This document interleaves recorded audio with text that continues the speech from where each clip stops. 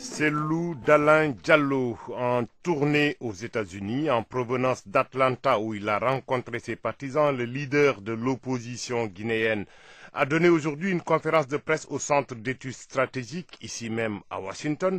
Le premier tour de la présidentielle en Guinée a eu lieu il y a un an bientôt et Cellou Dalein Diallo a reconnu sa défaite au second tour, une décision qu'il doit encore justifier devant ses militants et il s'en est expliqué au micro de Nicolas Pinault. C'était tout à fait normal que je vienne les remercier, surtout les encourager à continuer à rester mobilisés pour soutenir leur parti, l'UFDG, puisqu'il y a d'autres échéances qui sont attendues et il était aussi important que je leur explique pourquoi on a pris la décision qu'on a prise de nous conformer à la décision de la Cour suprême. Ils sont préoccupés beaucoup plus aujourd'hui par le manque de visibilité par rapport à l'avenir et surtout par les dérives autoritaires du nouveau régime, parce qu'il ne faut pas perdre de vue que depuis de longues années, les Guinéens se battent, consentent des sacrifices pour le changement.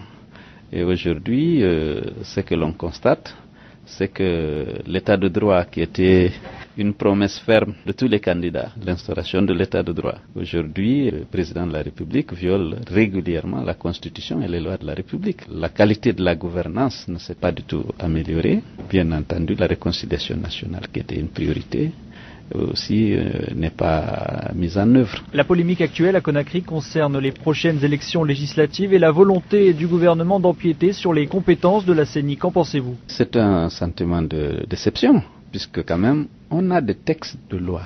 On a un code électoral qui est clair.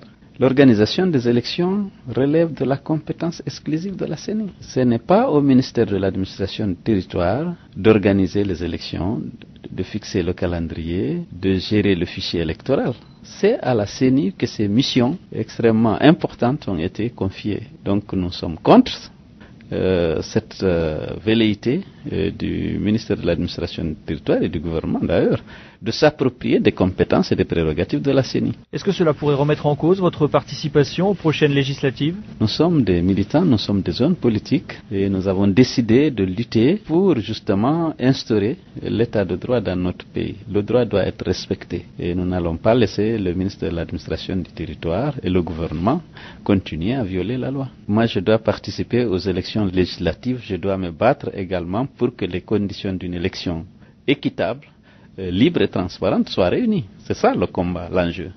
C'est de faire en sorte que ces élections aient lieu avec la participation de tous les acteurs, mais que ce soit des élections équitables, libres et transparentes. La CENI est une institution reconnue par la Constitution et c'est à elle de faire son travail. Et le souci du gouvernement aujourd'hui, c'est d'organiser aussi un hold-up électoral pour s'octroyer la légitimité qui lui manque et naturellement la majorité au Parlement. L'autre affaire qui fait débat à Conakry, c'est l'attribution de la concession du port au groupe Bolloré. La manière dont Jetma a été débouté après avoir remporté un appel d'offres international auquel avait participé son concurrent Bolloré n'est pas de nature à rassurer les investisseurs, dans la mesure où les motifs invoqués pour résilier la convention liant Jetma au gouvernement guinéen ne semblent pas du tout convaincants. Tout le monde sait que il y a une relation d'amitié, une relation d'affaires entre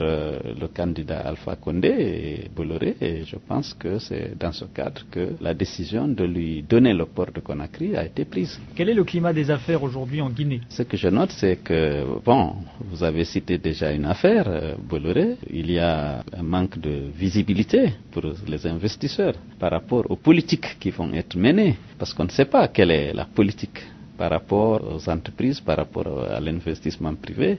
Est-ce qu'on va continuer à promouvoir le libéralisme économique ou bien est-ce qu'on va aller vers un socialisme qu'on a connu par le passé?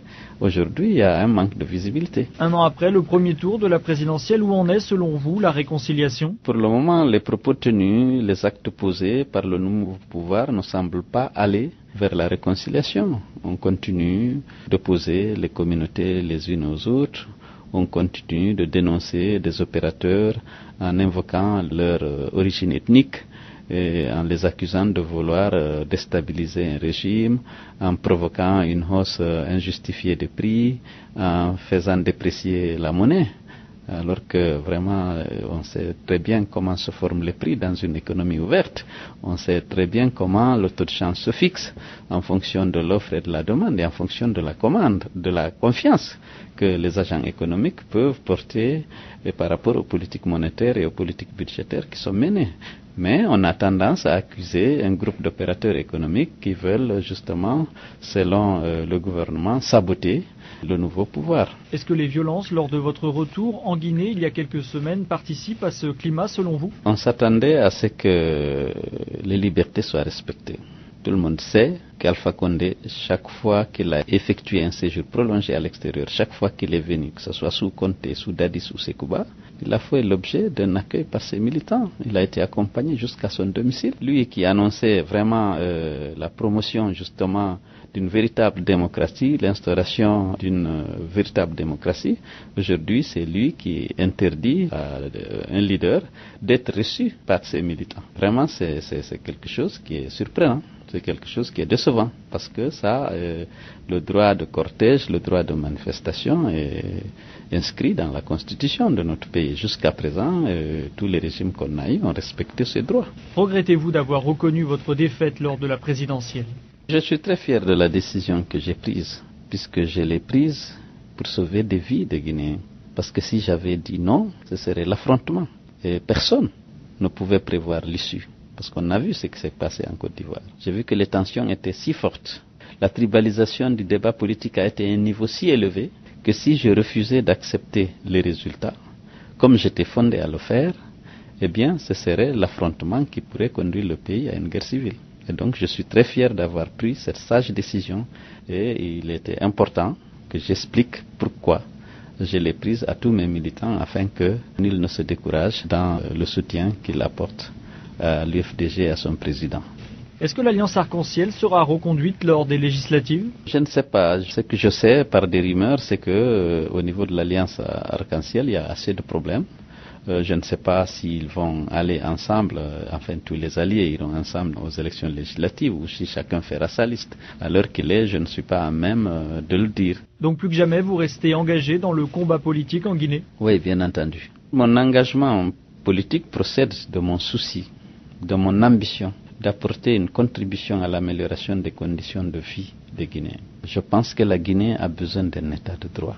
La Guinée, et tous les Guinéens, ont besoin qu'on mette un terme à cette impunité qui gangrène complètement la vie dans la société guinéenne. Je suis déterminé aujourd'hui, plus qu'hier, à participer au débat politique, à lutter pour accéder au pouvoir afin de mettre en œuvre des politiques permettant de garantir l'égalité des citoyens, le respect de la dignité de tous les fils de ce pays et de promouvoir une véritable réconciliation des Guinéens et de réduire justement la pauvreté et la précarité qui prévalent aujourd'hui dans le pays. C'est une ambition que j'ai pour tous les Guinéens, pour tous les enfants du pays. Je souhaite que la Guinée soit une société plus solidaire, plus fraternelle, plus démocratique.